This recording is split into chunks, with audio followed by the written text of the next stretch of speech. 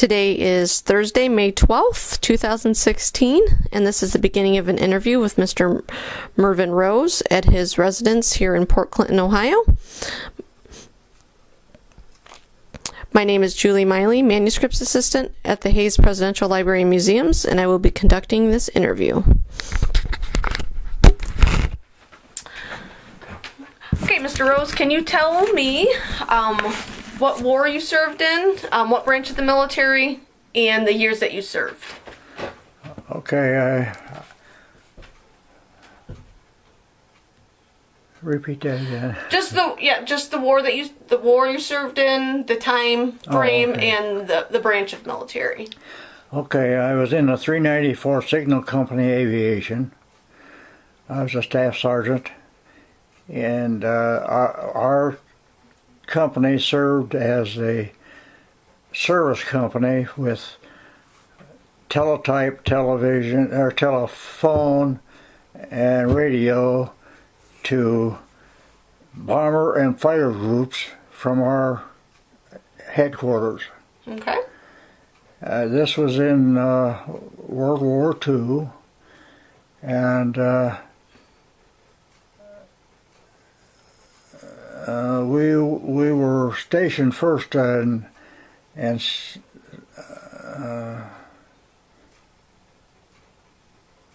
Fresno, California, and real close to the Squaw Valley where they have the Olympics, you know. Oh, okay.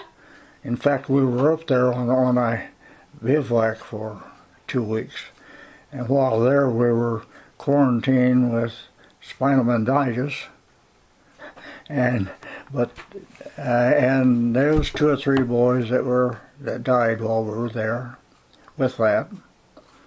But anyway, this was in, I went in October the 20th of 1942, and immediately I got a 2-week furlough. Really? And so my active duty started in November 3rd of 1942. And we went to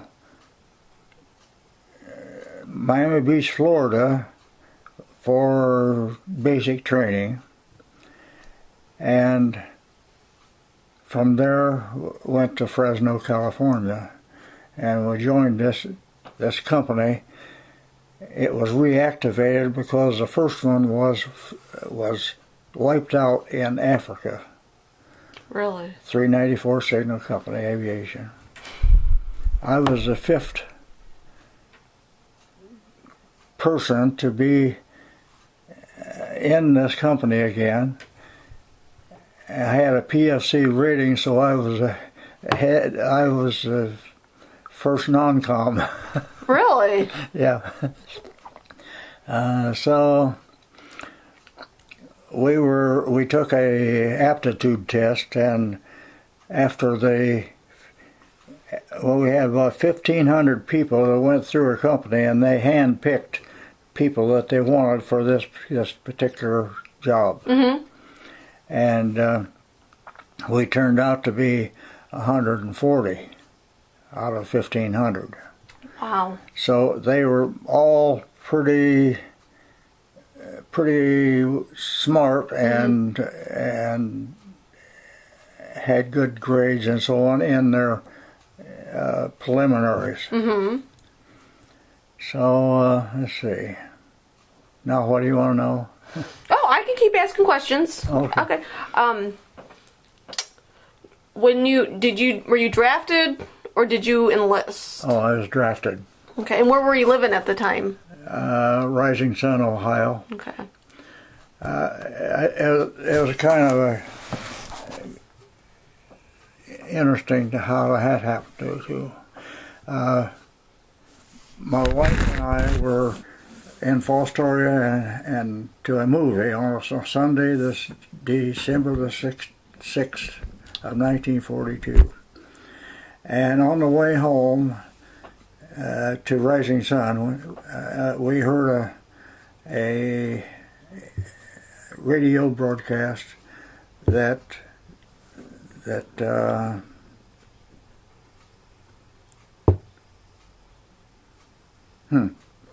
where was it that they bombed? Oh, Pearl Harbor. Mm-hmm. That was Pearl Harbor was. So I'm ahead of my story. We were not married at that time. Oh, okay. We were going to get married that fall, that next fall of 43. Oh no! And when we heard this, we said, "Well, she says, let's get married earlier." So, April the 19th of 42, I got married. No, 43, I guess it was. 43. So, it wasn't long until the draft board from Bowling Green, inasmuch as Rising Sun is a very eastern city in Wood County. Right. They didn't have too many people in that area to choose from, so they drafted. You kind of know you're going. Yeah. So in October the 20th, I went to Bowling Green. I guess I told you that. And then November 3rd, we boarded a train in Bowling Green, and where did we wind up? Camp Perry, right outside here. And from there, then we went to Miami Beach, Florida, and then on to California. Let's see. We activated this company and picked out these people, and they all sent them all to school in different areas. Okay. And mine happened to be in radio repair. And I had to take send and receive 15 words of code. Okay. And after all that, well then, they shipped out the ones that they didn't want and cut our company down, and we recruited some officers in different areas, supply and radio and telephone and teletype. And we were pretty good company. And of course, we had to bivouac up in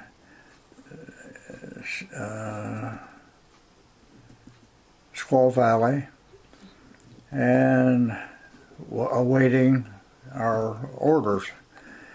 So one day we got the orders, and they put us on an express train that they bypassed everybody to let us through. No stops? Oh, we really went through.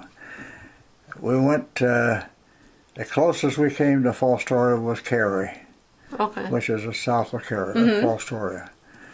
And we got over to Langley Field, Virginia, just outside of New York, really. Oh, okay. And lo and behold, we'd missed our boat. No, really? Yeah. Oh, no. So we were sidetracked then for about 10 days, and an English ship, the Mauritania, come in the dock, and we boarded them, and we headed for England. We had an escort for 50 miles, and after that we were on our own. Now, what'd you think of that boat ride? It was a long, long boat ride. Was that the first time you've been on anything like that? A big one like that, yeah. every 5 minutes they'd change course, zigzag. Is that because fear of submarine? Yes. Okay. But we were about halfway there, and one morning, bright and early, some guard tripped over a rack of rockets. No way. And they all went up at once. So we thought sure that we were torpedoed. No. But that's what it was. Oh, boy. So that was quite a scare. So we got to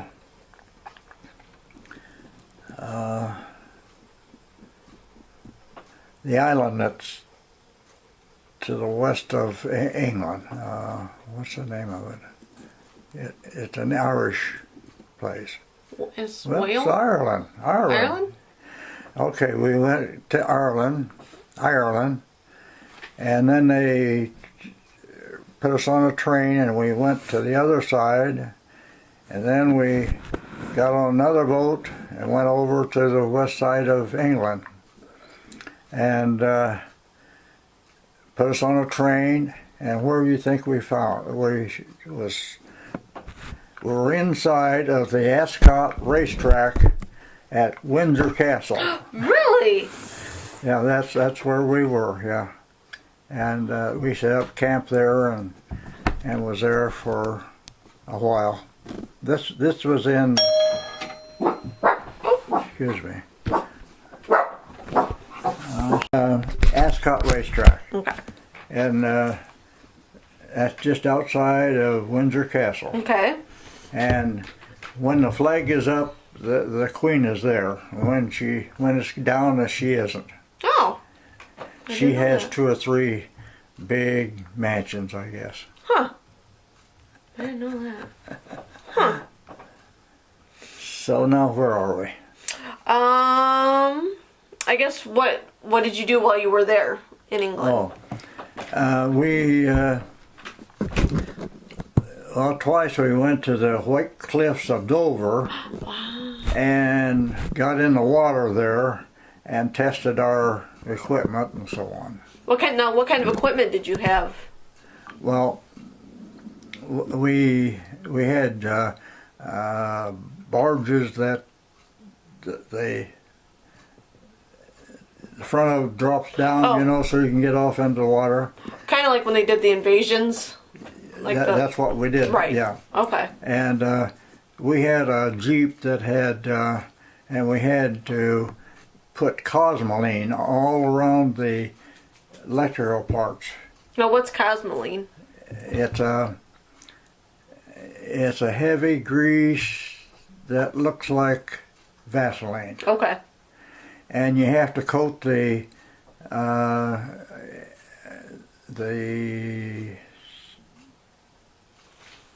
spark plugs, anything electrical that the water might get in, because we was going to go into the water. Okay. To land for the invasion of Normandy. Okay. So we tested all that, and of course the manifold and pipe and the tailpipe had to be put up onto the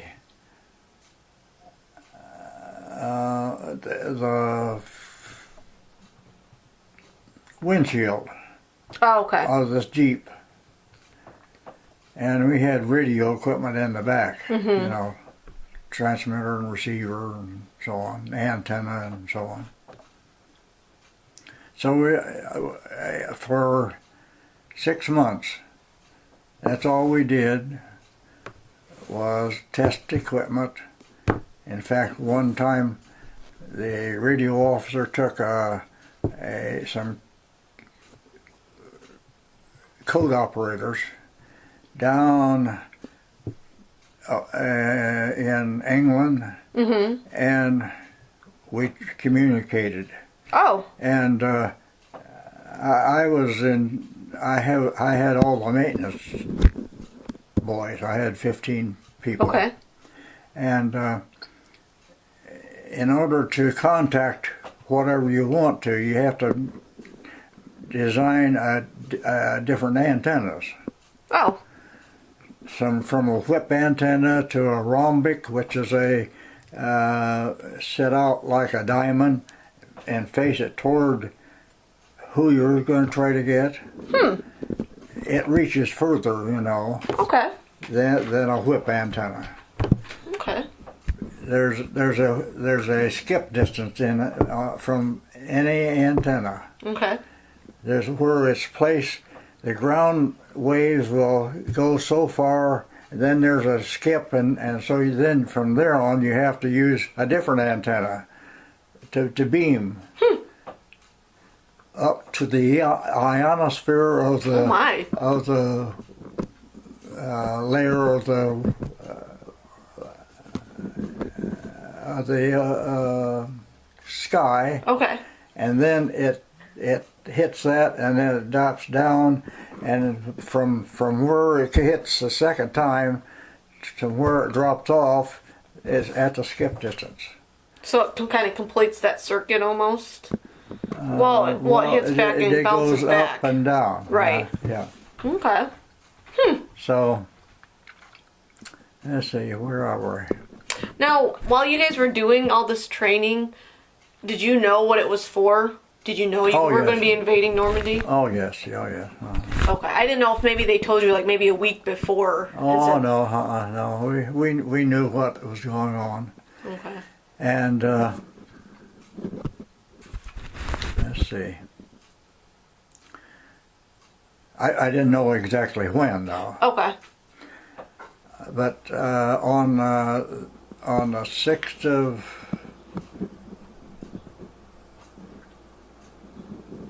June. That was the day that the invasion started. Right. We were on our way from Windsor to Southampton, Okay. England, and we were supposed to go in. They told us in the second day, So, yeah, okay. but after we got there, the invasion had already started, and they delayed us another day because they needed tanks worse than they needed us. So the second day the tanks went.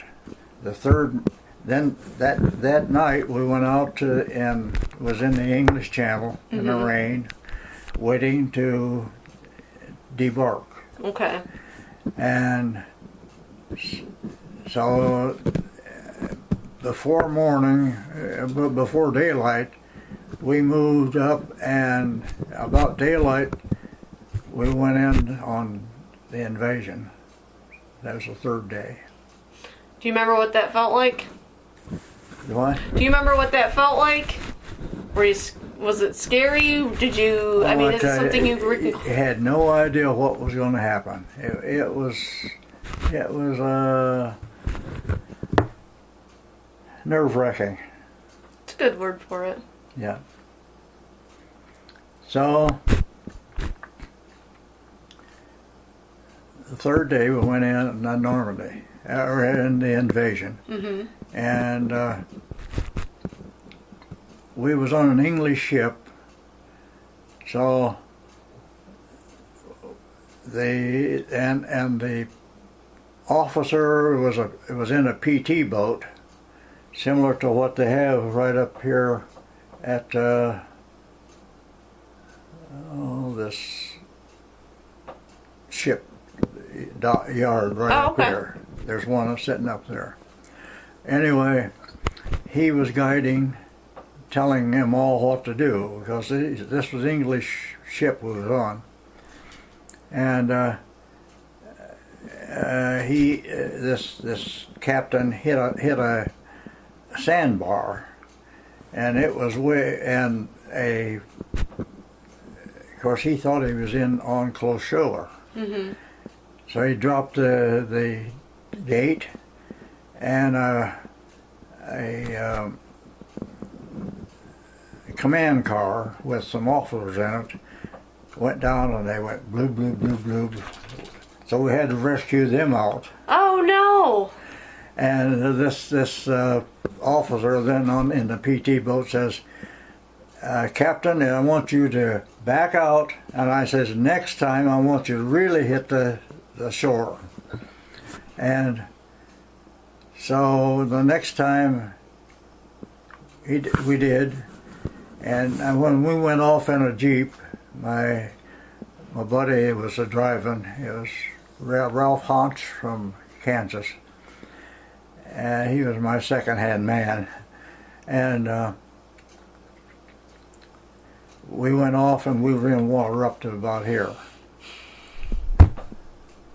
So we got in and up to a demarshaling area, and that's where you take off all this cosmoline that you had on the plane, on the motor and stuff, you know.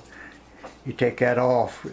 How do you take that off? Just like with a putty knife or something, just scoop it off and it comes out in a ball.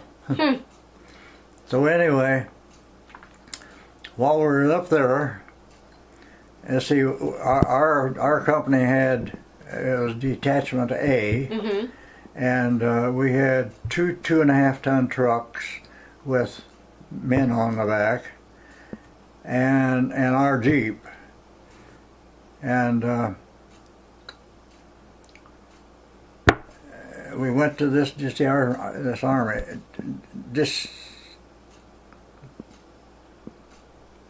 What did I say it was? Was it disarmament? Yeah, to take off us. Right. Yeah. Okay.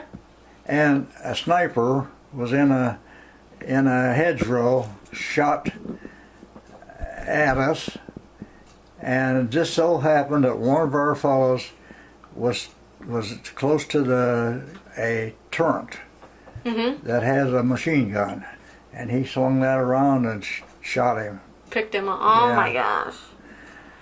And so after that, we saw several of our boys that were shot as they were walking on the road. Right. They were staggered like this. Hit one here, one up here, and all 4 of them were shot and they were laying down.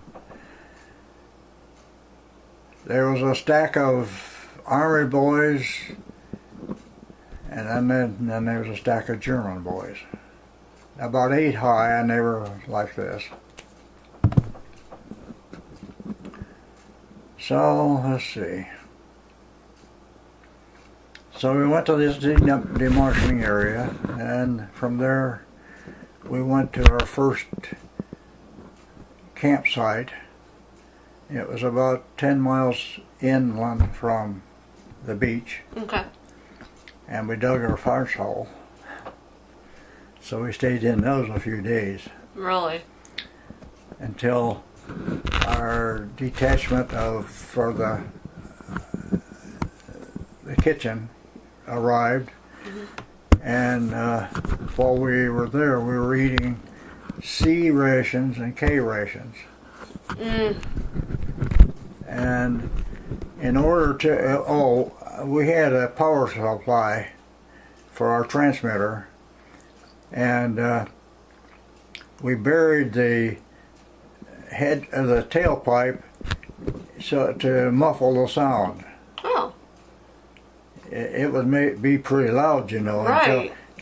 So we muffled it, put dirt over the part of it, and that muffled the sound some. But at the end of the tailpipe, you could set water and it was boiling just a little bit. My teeth are. Oh, that's okay. You don't mind that? I just had 9 taken out here, and I'm not used to them. Oh, that's all right. I'm going to have them relined again. Yeah, it happens. Nope, doesn't bother me. So anyway, let's see.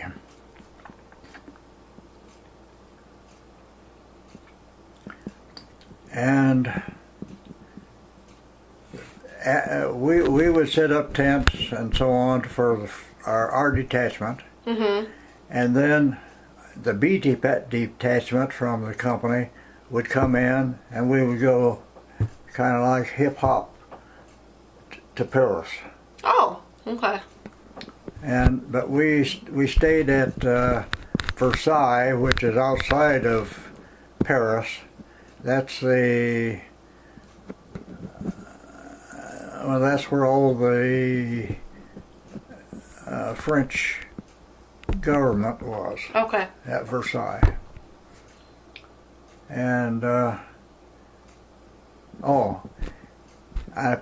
went over to the Eiffel Tower. I put an antenna on the first layer of the Eiffel Tower so that we could transmit. Really? That's pretty neat. Yeah. The elevator was, of course, it was shut down. Yeah. And so we climbed the stairs, and my buddy and I. All the way up? No, just the first layer. Oh, I'm like, whoa, that'd be... Just the first layer, yeah. So we put an FM antenna there so that we could transmit to other groups. Huh. So let's see, where do we go from there? We finally wound up at Creil, France, which was about 30 miles northeast of Paris, and it was at a girls' college. And however, we were in tents. The officers were in the building. Sounds about right. Yeah, and our mess hall was in the building too. So we stayed there for about 6 months till the rest of the company got there and so on, and so then let's see, where were we?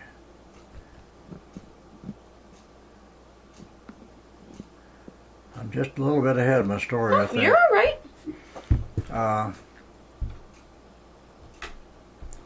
Our company set up at Creil. Right.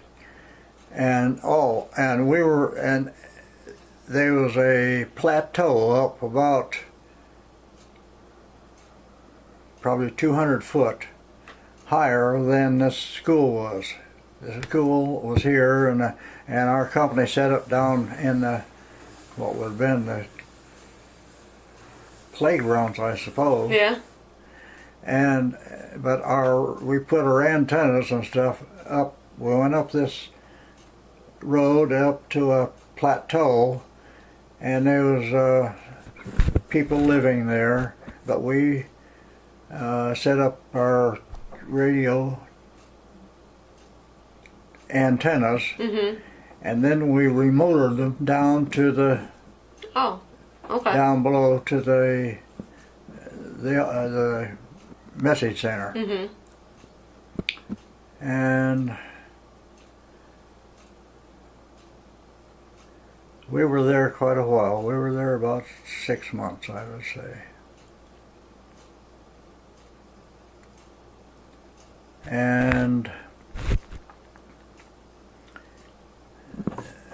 then we went to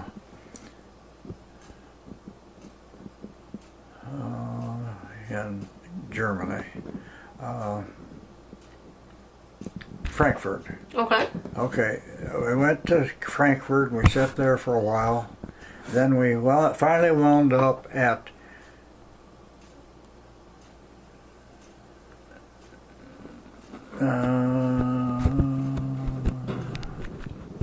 it was up about 10 miles from where they had the trials. Was it Nuremberg?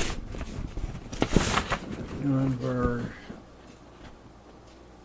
Oh, it was at Erlangen.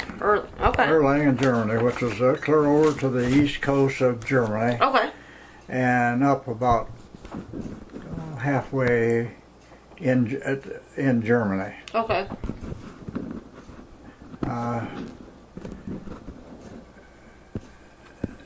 Nuremberg is where they had the trials. Right. Erlangen was where we were. Okay. And this happened to be at a German army camp. Really? That's where we set up there. And we were there until we came home, and we went to Frankfurt and boarded an airplane and flew to Belgium. We were there about 2 weeks, and then we boarded a boat, and they took us over to Langley Field, Virginia again. And we went up to just north of Pittsburgh at an army camp up in the mountains, and that's where I was discharged. And I forget the name of the place. Mm-hmm. I heard it the other day. Yeah. Somebody mentioned it on the air radio, and so I was actually in the army then. I got home about the 15th of January of 46. I went in 42. Wow. So I was there pretty close to 3.5 years, Yeah. I guess, something like that. Now, did you were you able to keep in contact at all? Like, did you letters back and forth, or did family write you at all? Oh yeah. Yeah. We had female. Yes, it's like the shrunken, Yeah. I guess. Uh-huh. Mm-hmm. I probably have You have some of them those? in here. Okay. Do you remember when they told you you were going home? You remember what that felt like? It was really, it was a happy day. Yeah. Yeah, it was a happy day. Now, did your family know you were coming home? Yeah. Because every once in a while somebody says, "Oh, I just showed up on the doorstep," and then the mom is like, "Oh my God," like she like faints or something, and. No, my wife met me about 3 o'clock in the morning at Tiffin on the railroad dock. Really? Yeah. Aww. That was a happy day. Do you, once you got out, did you keep in contact with any of your comrades or anything like that? Yes, I did one of them in Kansas. And this is ahead of the story a little bit, but we went to Texas to a function. Let's see, I think it was a wedding of one of my grandkids. And I stopped at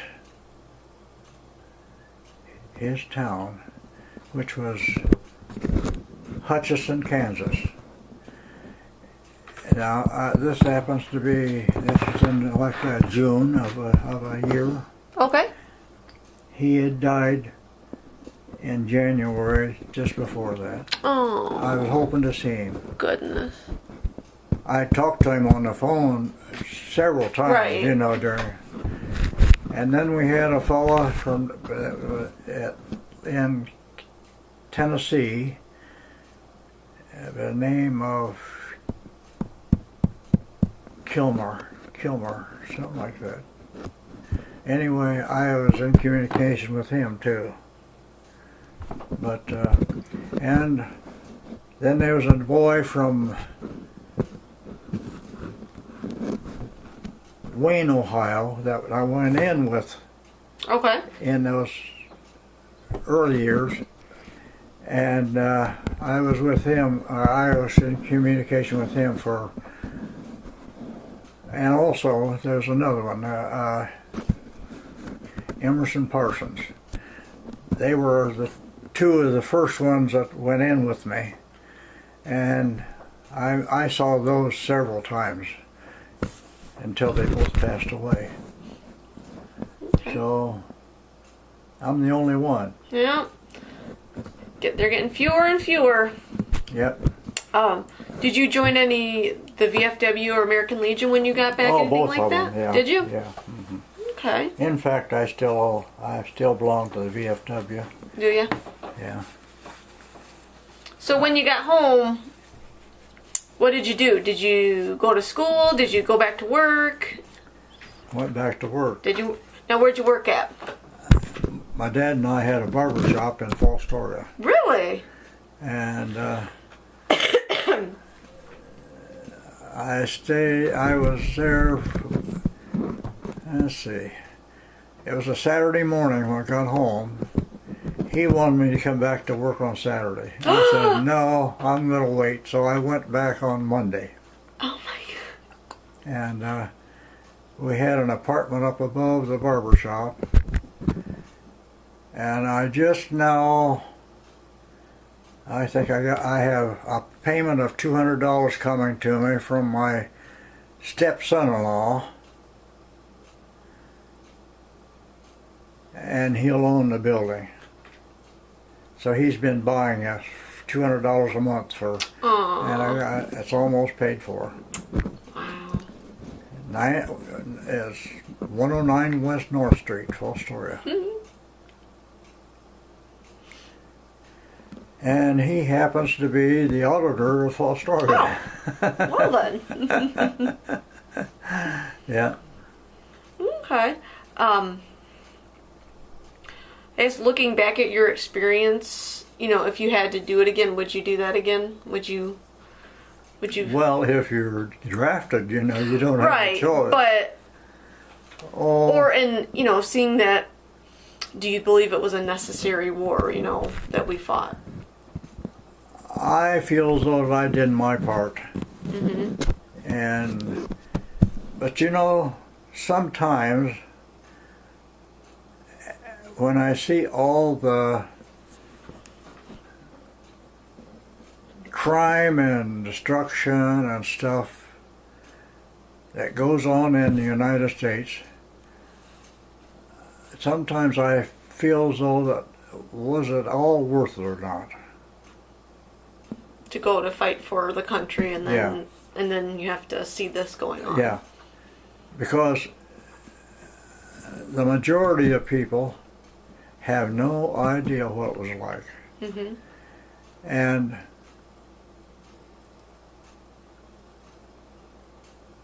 well, but it all happened anyway. Yeah, regardless. Yeah. But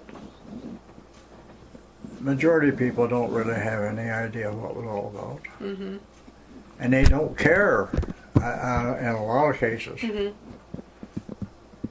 They only care for themselves and let the rest of the world go by. Well, sometimes that happens. Yeah. All right. Anything that you want to add that I didn't ask? Or any other stories you want to throw in there?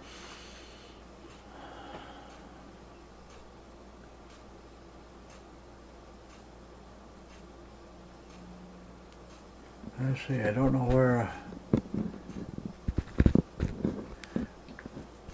I can add a little bit to my present life. You sure can. Whatever you want to do. Okay. My first wife, we divorced in '88. Mm-hmm. She contracted, yeah, I guess that's the word.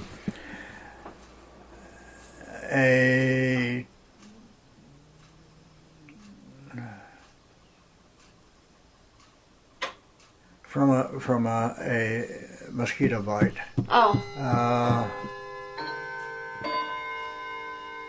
What's the name of it? Encephalitis. Oh. When we were about in 1975. And it affected her, it affects the spinal fluid that's in the back of your neck. Right. That's where it starts, you know, manufactured. And we had a rough ride from 75 to 88. She was a changed person. I don't know, everything was just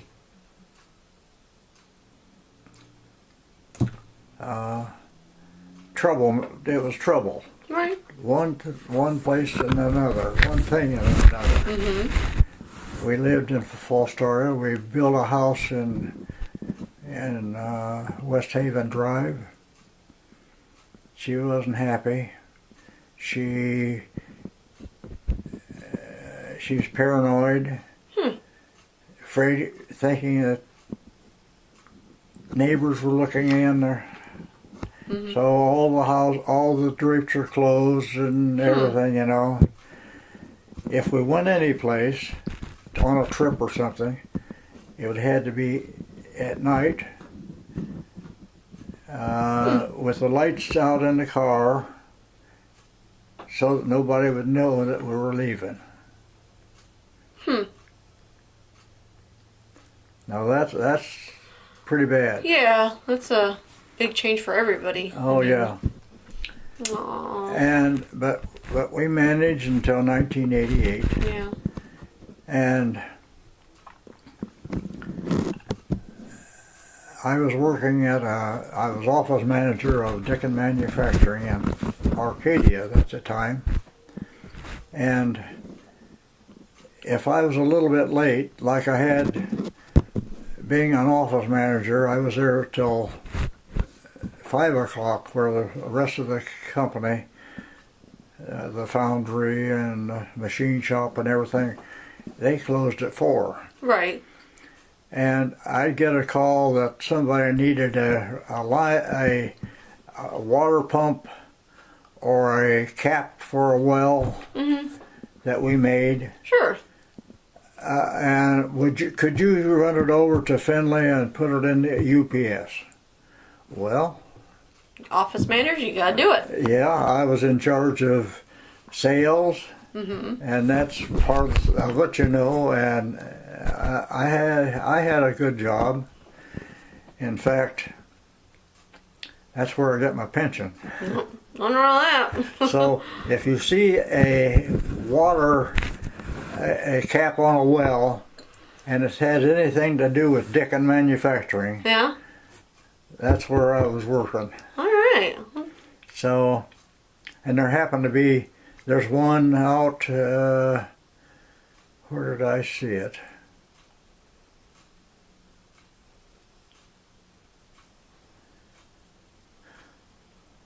Oh, it's out at the Danbury Senior Center. Okay. They have a drilled well, and my cap is on top of it. Yeah. Yeah. We'll have to look. We just bought a house and we have well water and everything now, so we'll have to check that out. There used to be a fellow by the name of Tibbles out there that drilled wells, and he used our caps. Anyway, let's see, where am I? Also, so this is in 88. Oh, so I was chairman of the Fostoria Coin Club. Okay. And one night we had a meeting, and there was a girl that brought her son down and introduced her as Joan Garner. And she brought her youngest son, which is Jim. He lives in Tecumseh, Michigan now. And he was interested in coins, and so she brought him down. Well, that was bad, because as soon as we met eye contact, You just knew. it was all over. It happens that way. I believe that. Yep. I believe that. So, inasmuch as Jim was interested in toy trains, Troy set up battles with army things, you know. Sure. That was his hobby. And he didn't have too much to do with her. I mean, he just, and she was on her own. Yeah. So, we started dating. I know that. And so, this happened about,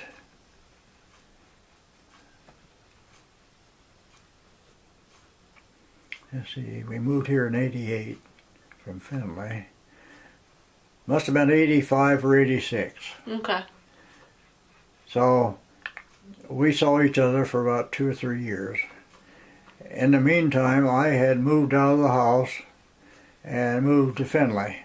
Oh, and wow. I had an apartment there. Okay. Well, she came over and we started living together. Yeah. And she was a registered nurse in Findlay for a while. She was in charge of nurses there. Oh, okay. And I was working at Dickin, and she decided then she was going to go on to school for a registered nurse. Okay. So she moved in with me at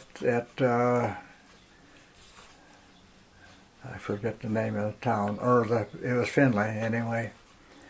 Anyway, and she went to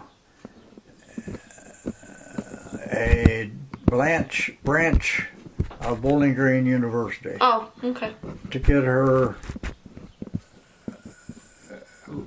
registered degree. Mm-hmm. And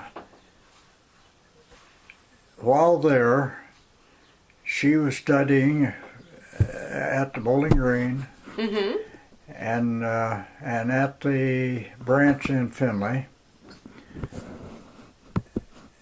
and working at the same time.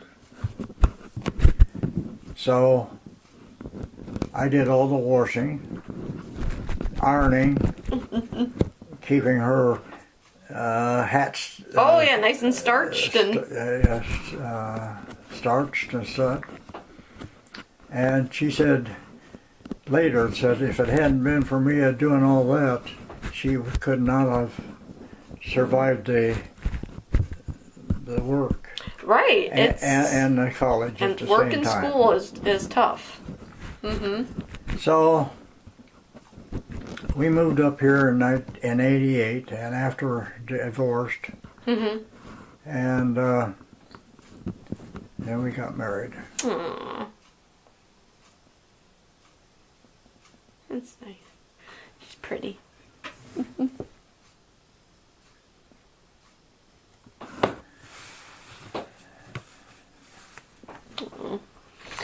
Well, do you want to show me some of your pictures? I could do that. Sure. Some of them are Army, some of them are not. Oh, that's all right. This was a friend that we met in Fresno.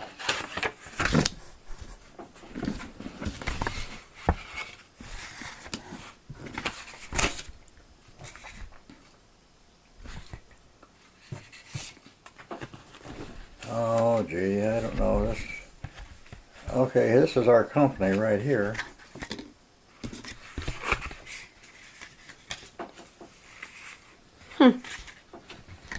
This is the fellow I said from Wayne that went in with me. And here's the other fellow. from Wayne. These are just Army pictures of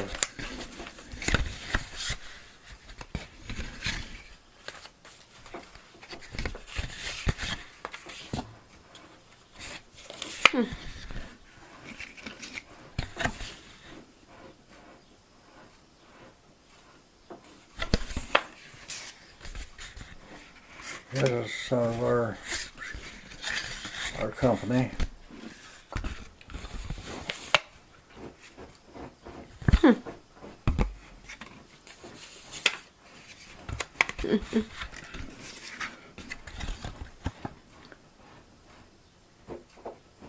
The wire department of our company had a boom there.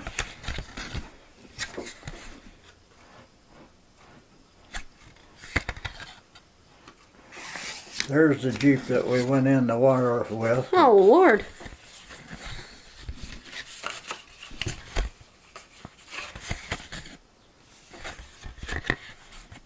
This is the fellow from Wayne that I told you about.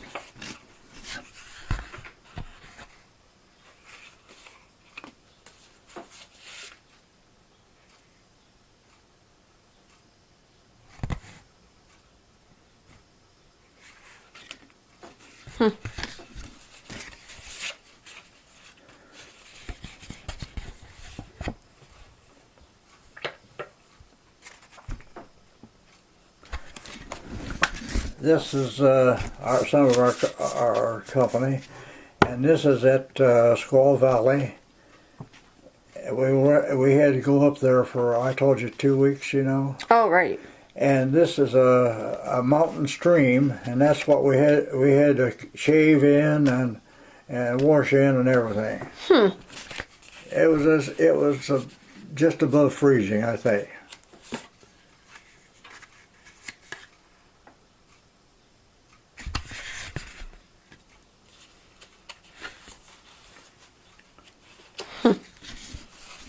That's a picture of one of the big castles, or that's not what they call them. It was a home of some rich person in France. A chateau. Oh, okay. And we stayed there one time.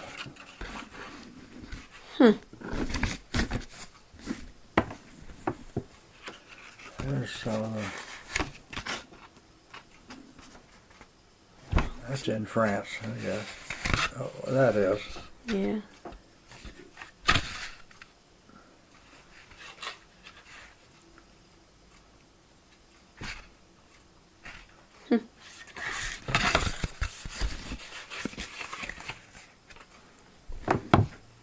There's me.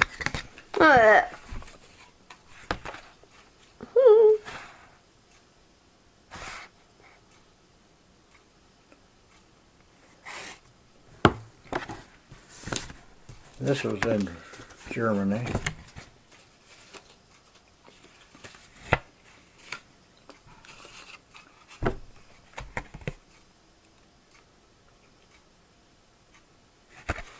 There's I was shaving or cutting one of the boys' hair. They wouldn't let. It happened that myself and the mess sergeant were Berbers. Oh, really? So we took care of the company. Now there we got our mess kits, and we're going to get something to eat, I guess.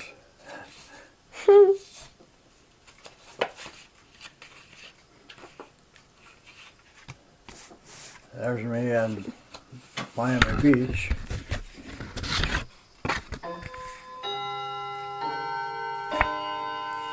Some of the boys with their gas masks.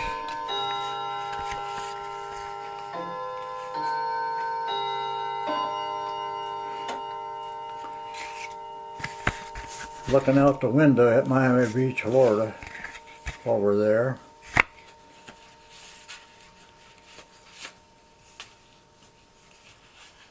There's cutting another head of hair.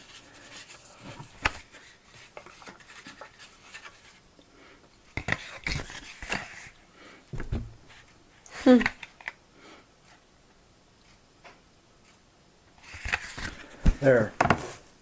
While I was in Florida, or in California, I went down to San Diego, and I met my buddy that we used to ride motorcycle together all the time, from Fostoria, and that was him.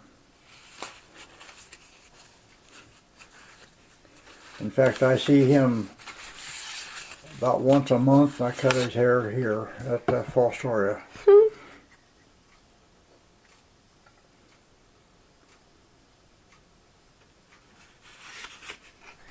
This is the radio group.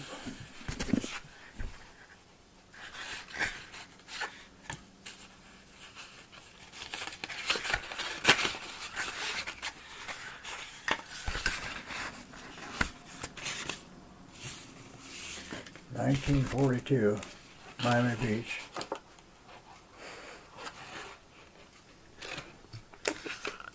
And there's another one, not Miami.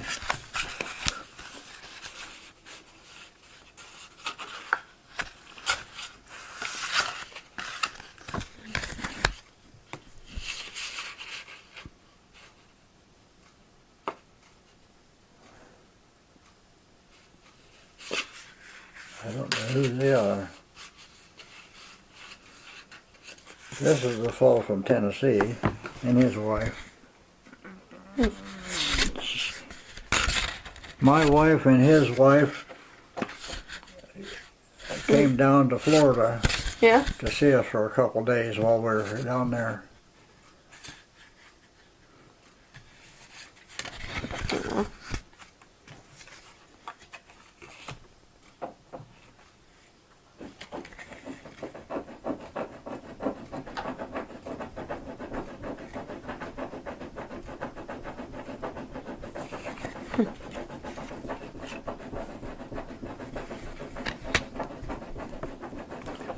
It says Officers Club. I don't know. Just I got the rank of Staff Sergeant. Okay.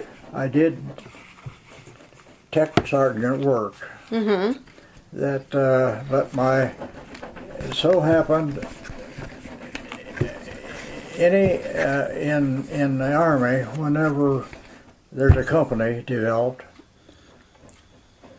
they tell how many sergeants, how many corporals, how many officers there are to make up the...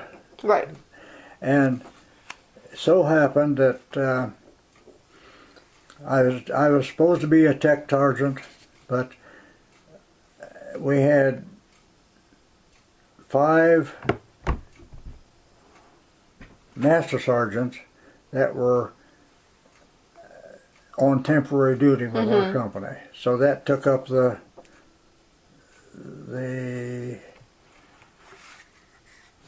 I guess it'd be the quota. I guess it would be a quota almost.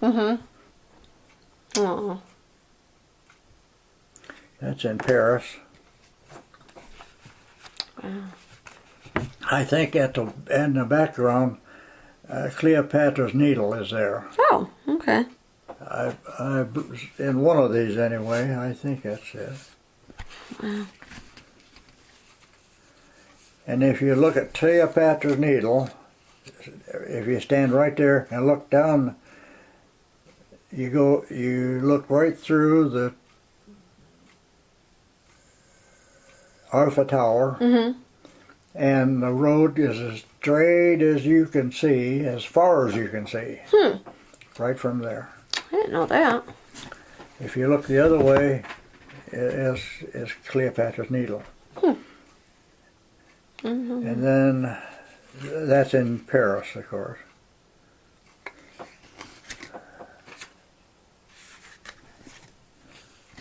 I think that's in Paris.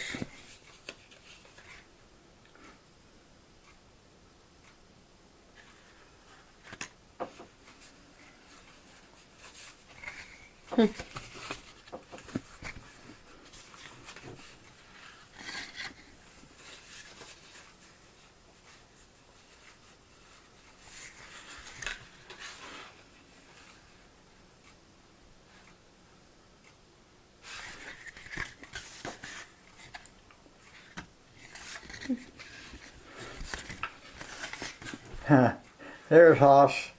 That's my buddy that drove the Jeep, and this is the Jeep in back of him that we use.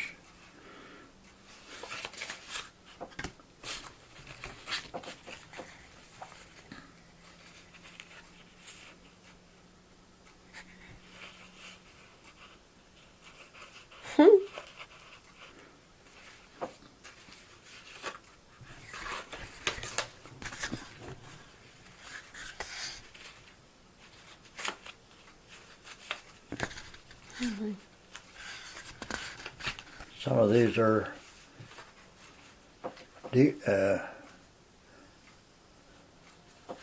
duplicates. Oh, okay.